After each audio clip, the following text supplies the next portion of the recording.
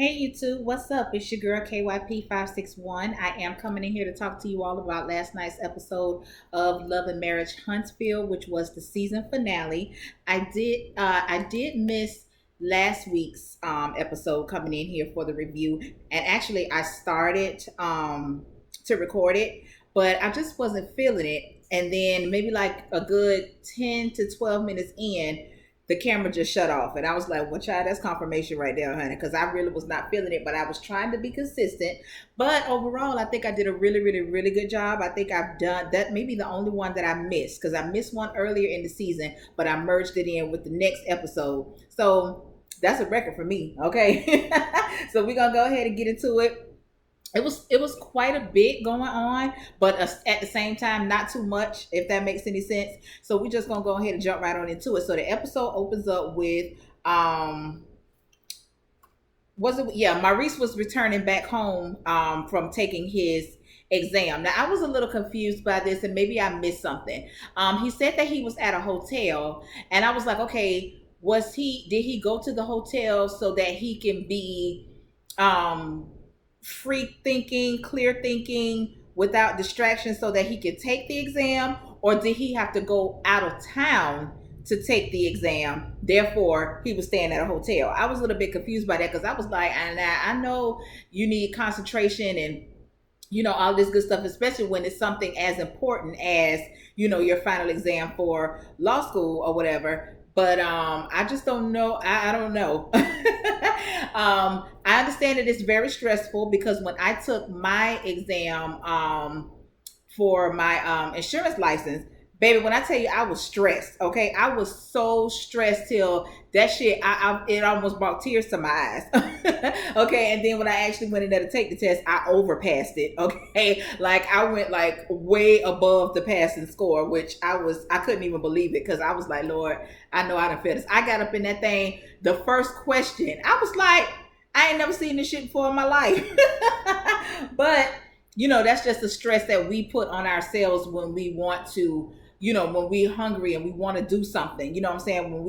When we feel that, when we know that it's something important, and we can't depend on nobody but ourselves to to progress or whatever. So I understand the stress and all that, but I just couldn't. I was a little lost on the hotel part. But anyway, child, that's neither here nor there. Okay. Kimmy is there with her son and Monster, and she is, fixing a big dinner for him to welcome him home. And I must say that food looks really, really good, Kimmy. Okay, look like you know how to do your thing up in the kitchen. And I think you said you was cooking lamb chops, girl. My husband loved lamb chops. Okay, I haven't had any lamb chops in a while, but all that shit that you was cooking up in there, it looked really good to me. So it wasn't too much going on with that. Okay, that was a cute little scene. Child, we get mail down here to the run through rehearsal. Mel don't know them lines, okay? And for Mel to be acting like she be concentrating so hard on this play and all this here stuff, for you to get your ass down there, and that girl damn near had to force feed you every line that there was. I thought she was doing good at first, but I don't know what happened, child. The switch must have went off, and honey, her brain was like, fuck that shit, I don't remember nothing. Okay, so old girl was like, bitch, we only got 2 weeks to pull this shit together, and I don't need no dry hump. Okay, so y'all need some lube or whatever it is that y'all need to do. We need to go ahead and tighten this thing up. Don't have me out here looking crazy. So that was that. Tisha, I don't know how many times I could stress how childish Tisha is. I don't know no other way to put it. I don't know. I don't know. Okay, but she irked my nerves this whole entire episode. Now, at some points, I actually agreed with her, but I've come to find out that Tisha does not have the wit to go back and forth with Marceau. It's like she knows it's like it's clear on what she's trying to say, but when he comes back at her, she don't know how to, you know what I'm saying? She don't know how to move. You know what I'm saying? She don't know how to move. She get punched right in the face every time. You know what I'm saying? She don't know how to slip the punch. She don't know how to slip the punch. So anyway, Tisha goes in there to sit down with Marceau because he's just returning back, because last episode I think he was in Texas on business. So he's back from his trip or whatever. So she goes in, asks him about his business trip, and then when he goes to tell her about the business trip, she asks him, why is everything about work. And I'm like, girl, you just asked him about a trip regarding work. Like, you didn't ask him, ain't like he went on a fishing trip with the boys. You know what I'm saying? You asked him about a work related trip. Then you talking about why is that child? I don't know. I don't know. Okay. So in the midst of their conversation, Tisha tells him that she likes the person that she is becoming, meaning she likes her independence. She likes, her podcast. She likes going to speak at these events. She likes feeling like the businesswoman that she wants to be. Now, do I see her foreshadowing Mel? Yes, I do. Okay, I do. And I don't know if that's just how it turned out. I don't know, but whatever. But anyway, she says that she likes the person that she is becoming. However, she doesn't know how to incorporate that person and still include her husband, right? So that was his point, because he feels like she's so busy becoming her own person to where she's forgotten about him. And he say the kids, but child, he ain't studying them damn kids. He's talking about him. Okay, this is some selfish shit on Marceau. But see, this is like I said, where either Tisha doesn't know how to incorporate the two, or she don't give a damn. So he comes up with some bullshit, like I said, but he had some points. But then again, a lot of the shit that he was saying was bullshit, because he was like, when you get married, you give up being single to become one. Okay, that's true, but that doesn't mean that you have to give up your identity, right? That doesn't mean you have to give up your identity. That doesn't mean that you have to be just one track mind focusing on this one thing. And that's why I don't understand, what the hell do people be talking about to the build up before they get married? Like, they don't discuss their goals. Now, Tisha did say that she gave up an internship and some other stuff that she was talking about. But like I said, Tisha's so goddamn childish till she don't know how to articulate what she's saying and make the shit gut punch Marceau ass the way that he be gut punching her ass. And that's how he wins every time. So anyway, let me see. The look that he gave her when she said that she don't want to leave room for another woman to slide in. The look that he gave her said, bitch, too late. Okay, too late. Now, I done come across a couple of videos in the last couple of days that was saying that his side chick has been identified as the girl that has been making those little appearances on the show as Mel's hairstylist. Now, I don't know how true that is, because I haven't heard like any follow-up or whatever, but if that's the case, that is some fucked up shit. Like, I don't know. But anyway, then of course she finds a way to bring in the host. Now, this is my whole thing. You having a conversation with your husband. This is about what you and him, the problems that you and him have going on within y'all marriage. Why the fuck you always got to bring in the host? It's like you use the host as a blueprint for everything, because you did that shit again towards the end of the episode. And I'm like, girl, this is the problem. You be so busy worried about other people till you can't even focus on what's important. You know what I'm saying? Even though your husband full of shit, okay, but if that's where you want to be, and if you want your marriage to work, then you got to be on his level. Like, you know what I'm saying? Like, you got to figure out how to maneuver so that you can make it work, and you can still be the Tisha that you're becoming and that you like, and that you can still be Letitia, the wife that he feels like he needs or wants or whatever. So anyway, that was that. She did say that the both of them need to put in effort to make their relationship work. And I did agree with that. Okay. He was basically trying to put everything on her, because he's saying that what he is doing, he hasn't changed. It's her that has changed. But my thing is, if you don't experience change, then what are you doing? Like, you shouldn't be complacent or stagnant. Like, you're supposed to, there's supposed to be some change, you know what I'm saying? But the growth should be together. You know what I'm saying? So, once again, that was that manipulation, child. So, my whole thing with that is that conversation, it kind of hit home for me a little bit, when they were talking about sacrifices and that sort of thing. My whole thing is, everybody's going to have to sacrifice at some point in time. However, there has to be an end game. There has to be a goal for the sacrifice, right? So I mentioned to you all before, you know, my husband, he's away a lot. He's away like right now, okay? So that's a sacrifice. That's a sacrifice that he makes because he's somewhere that he don't want to be. And it's a sacrifice that I make because when he's away, being where he don't want to be, I'm here holding all this shit down myself, and which that's a sacrifice I don't mind doing because it all pays off at the end. Those sacrifices that we both have made up to this point has gotten us a lot. Okay, it's gotten us a nice home. It's gotten us a couple of cars. It's afforded us to go on vacations and stuff like that. So when you put in that work and you make those sacrifices, you know, but you have to do it together. You have to do it together. And this is something else that I want to touch on later, but I want to wait till I get to that part in the video so that I can, you know, incorporate it or whatever. So, let me see. Marceau says that he doesn't work like a dog because he enjoys it or because he wants to, but he does it because he has to. So, and my thing is this, Marceau, in that, he puts me in the mind of my husband. Okay, my husband is always looking for the future. He's always, and I ain't talking about no 5 years from now or whatever. This nigga is looking in the future to where, you know, motherfuckers is old, motherfuckers can't, you know what I'm saying, whatever. You know what I'm saying? Whereas me, I'm more of a live in the now type of person. You know what I'm saying? So I kind of, but because Tisha was saying, you know, I understand that you working and this and that, but you also have to have fun sometimes. And I get that because I've said that before, you know, but at the same time, Tisha, you also have to understand if your mindset isn't looking out 10, 20, 25, 30 years from now, even to your kids, when you and Marceau are dead and gone, if you're not looking out for their future, then you need to let Marceau continue to be the leader in that, okay? Because you sitting around here worried about having fun and making appearances and probably going on trips and, you know, doing dumb shit. He's putting in work that at the end is going to pay off.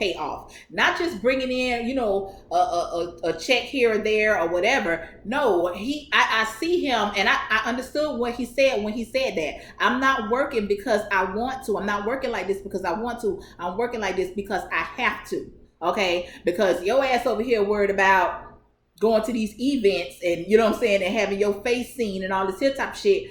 I'm trying to set it up for us to where we don't have to be 75 years old having to work the door at Walmart, you know what I'm saying, or working at Wendy's or being a cashier somewhere, because in our younger days we was bullshitting and just living in the now. So I completely got that. I completely got that. So just in that conversation, Marceau is so annoyed with Tisha. He's like so annoyed with her. They have absolutely no chemistry. That was one of the things that I wanted to bring up from last episode. They have no chemistry at all. It's like if you see them in a room together, because a lot of times when they go to those functions, Marceau be over here and Tisha be over there. You know what I'm saying? And she be like peeking in on him, but he don't be checking for her ass at all. She always comes and approaches him. She always comes and inserts herself in what he got going on. I've never seen Marceau do that to Tisha. Never.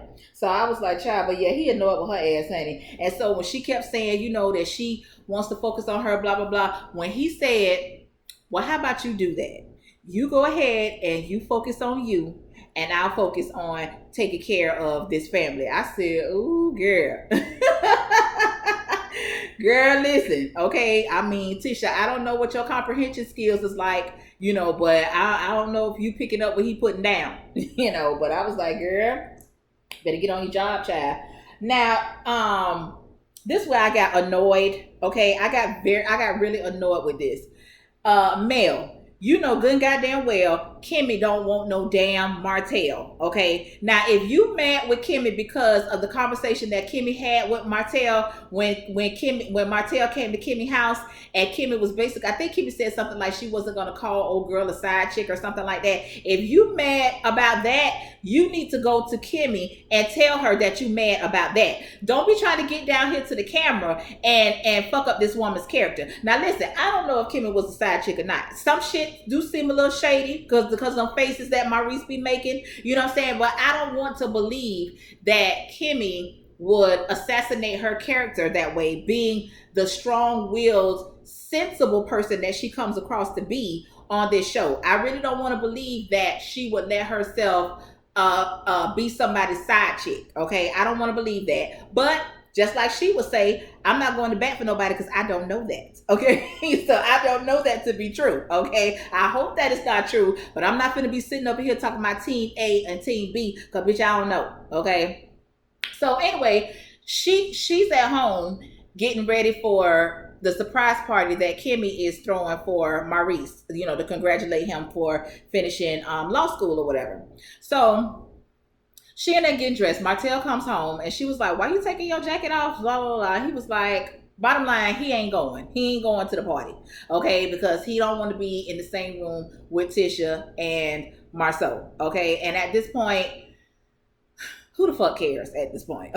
Okay, so they get into this conversation that he was telling old girl that he had already told Kimmy that he wasn't coming, just like he called her and told her that he wasn't coming to the voting event or whatever. So she was like, okay, well, you know, how did Kimmy take it? And he was like, you know, of course she was a little, you know, disappointed or whatever, but at the end of the day, she ain't got no choice but to understand because it is what it is, you know. Then she goes on to something about, you know, she always be rubbing on you and touching on you, and you know she always team Martell. Girl, let me tell you something. Martell ain't shit for you, and the whole goddamn Huntsville know it. So why the fuck? What the fuck do you think Kimmy would want with Martell, knowing that he ain't shit already? Okay, I'm like, girl, I ain't like that, honey. I was mad about that, and I really hope. I don't know. Are they having a reunion? I don't know. I think I heard that they were having a reunion. Then I heard that they weren't because, you know, the COVID or whatever. I don't know, but I need Kimmy to get that shit together. I need Kimmy to let Mel ass have it because of that. But you handled that totally wrong, and then for you to get to the damn party and be fake and phony with the shit, knowing that you didn't just talking about, oh, well, you said she was a side chick, and he was like, she wasn't my side chick, you know. And then at first he was looking like, girl, what you talking about? And then he even said Kimmy is not like that, which would bring me back to when he initially said it when they were at that doctor's office. He ain't had no goddamn business saying that shit. Okay, now you caught off guard. You don't put your foot in your mouth because then you said Kimmy is not like that. And then she said, well, you the one that said she was a side chick. And then I guess it clicked on what he had already said. And then he starts laughing. I didn't think that shit was funny. And I hope Kimmy cussed both of y'all the fuck out. And I hope Maurice get y'all asses together too. Okay? Because I didn't like that shit. I ain't like that shit at all. But, let me see. But yeah, so like I said, Mel had to stick up her ass too. Okay? Because then she ended up talking about she was going to the party late. And then he was like, you always late. You need to stop doing that. And then she was like, well, I got 4 kids and a husband. Girl, stop that shit. Okay? You can't just pick and choose when you want to pull your 4 kids and a husband out the hat. Okay? Because your ass be on time for every goddamn thing else, but you feel like you're so important. You're Mrs. Hope to where you need to make a late appearance to every damn thing so the eyes can be on you. Girl, I already know you. I know you. Okay? So anyway, then she goes, so he was like, and then he was like, well, I got 4 kids too and a wife. And she was like, well, you don't do nothing for me. And then she goes on, the last 12 years you ain't did nothing for me, blah blah blah. I don't think none of your kids is over the age of 12. So that bitch, they gave you 4 fucking kids in the last 12 years, so he did something for your ass. So don't act. Okay, don't act, because I don't think not now one of them kids is over 12. Okay, as a matter of fact, I don't even think none of them motherfuckers is 10. They might be, but I don't think so. Okay, but anyway, girl. But yeah, she had to stick up her ass, child.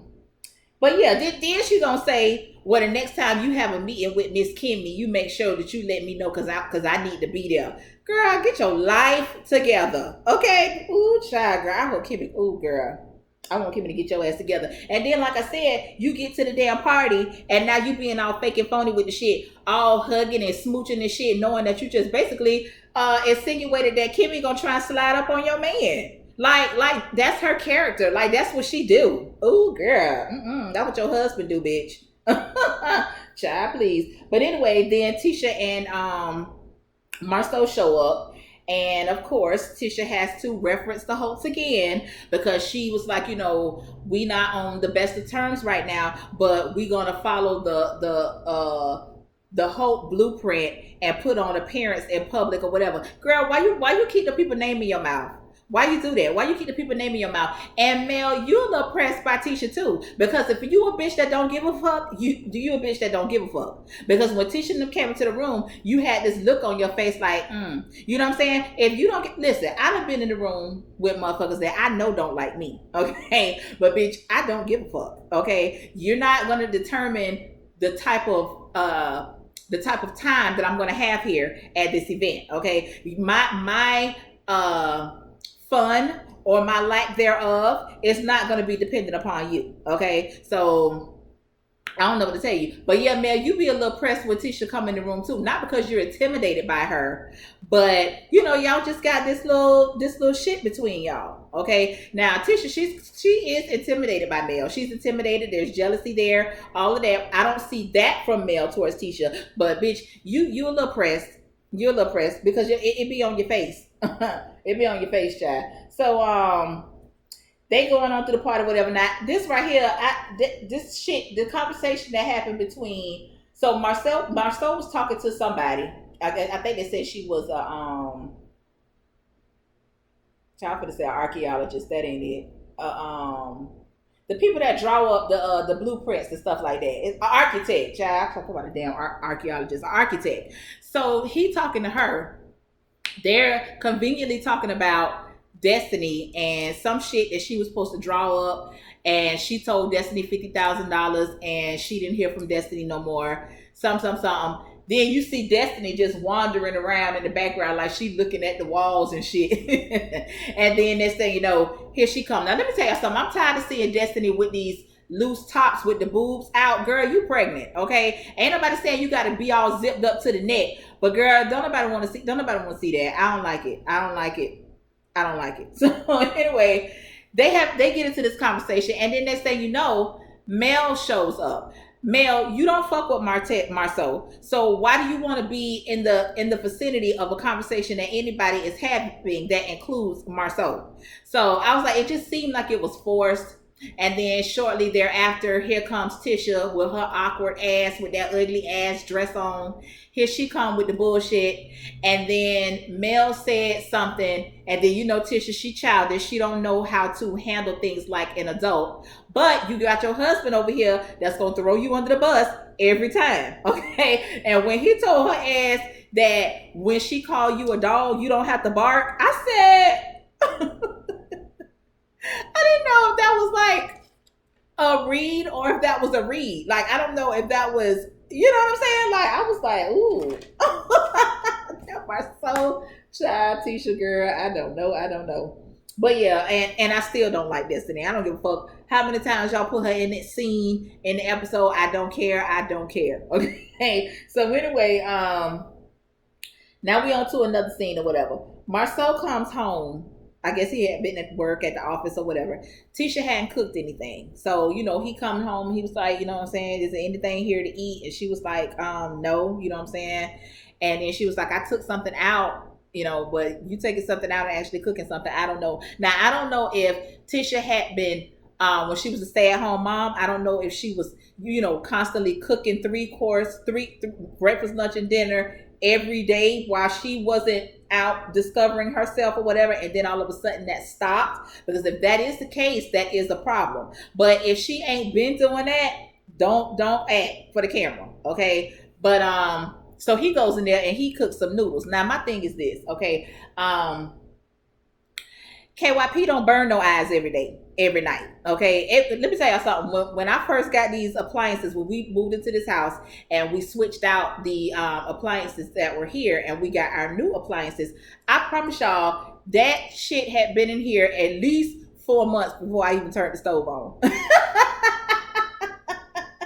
And that's mainly because when we got the appliances delivered, my husband wasn't here. I told y'all he's gone a lot, and he wasn't here. So if it's just me, I don't have no problem with eating out every day. I would do that shit every fucking day. Like, and I know I'm not, it's not right, but I will do it. Because as soon as I get done with this video, I'm going to go get me something to eat.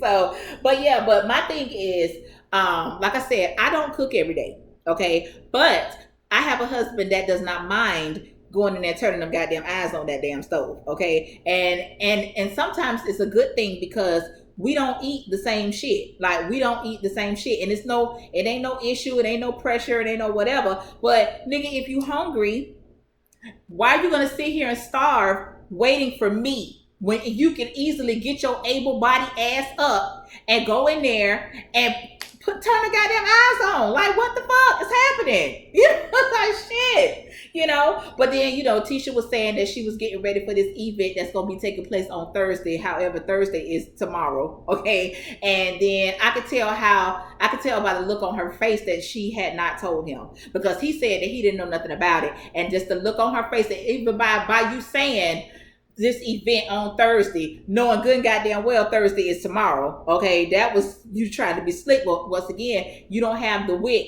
like that. You know what I'm saying? So anyway, so then let me see what happened next. So then they get in the confessional or whatever. So they going back and forth about him not knowing. She's saying he's knowing, whatever. So she tries to be funny and says, well, do you want to sync our calendars together? Maybe that's why people do sync their calendars together. You looking at it as somebody trying to keep tabs on somebody because of XYZ. Childish. No, if you have two business people that are still trying to make time to find for one another, okay, then maybe you would need to maybe sync your calendar. So you'll be like, okay, well, we're both free at this time, or I'll be free at, you know what I'm saying? Whatever. Maybe that's why they do it. Okay. But whatever, Tisha girl, whatever, Chad. Let me see. So then that's when Marceau starts playing the mind games with Tisha. He was like, okay, well, yeah, you go ahead and go on your trip or whatever, and I'll just find a babysitter. I'll, try. I think he said he'll try to find him a young babysitter or some shit like that. And I was like, okay, there you go with the fuck shit. Okay. So of course, Miss Insecure, okay, and he knows it, and that's why he said that. Okay. So she was like, no, I want you to do it. Just being passive aggressive, which I noticed that she don't come at him with that rah-rah the way that she comes at male or whatever. She's real careful of her tone when she talks to him, because the conversation that's leading up, and if she felt the way that she tried to say that she felt, it would have been some furniture moving up in that motherfucker. Not necessarily saying that she had to jump on him or nothing like that, but bitch, you finna make me understand what the fuck you trying to say. Okay. So anyway, her friend April calls, right? You in the midst of a conversation with your husband where your husband is not happy with something that's going on right now. Not only do you answer the phone, you put the phone on speaker, okay, and you try to incorporate April into y'all conversation. And he was like, oh, hell no. He was like, hey, April, and got the fuck up out of there. And I was like, girl, and girl. Okay. And what I've noticed about Tisha, an observation, I was like, why would you be talking to a friend that's currently going through a separation or a divorce? That means that her relationship is in a failed state to where she don't think that it can be repaired if she's getting ready to go through a divorce. Why the fuck would you ever be talking to her or trying to get some type of marital damn advice from her? I was like, girl, I don't know. I don't know. So anyway, the event is canceled. Okay. The event is canceled due to the Rona. Okay. So at this time, I guess this is when it's first starting to pick up, and they're starting to cancel events because nobody really know what the hell going on at this point. So they're just like, fuck it, we canceling everything. Okay. So that's during this time. So So when Marcel comes back in, she tells him that the event was canceled, and she feels bad for April because April's been working on this for quite some time, and this meant a lot to her, and blah blah blah. So he was like, "Oh, so in his mind, the event's canceled. So bitch, you staying home this weekend, huh?" "Oh no, not Miss Tisha, honey. Tisha said she's still going to what she said she was going Montgomery, wherever she going. I think she said Montgomery.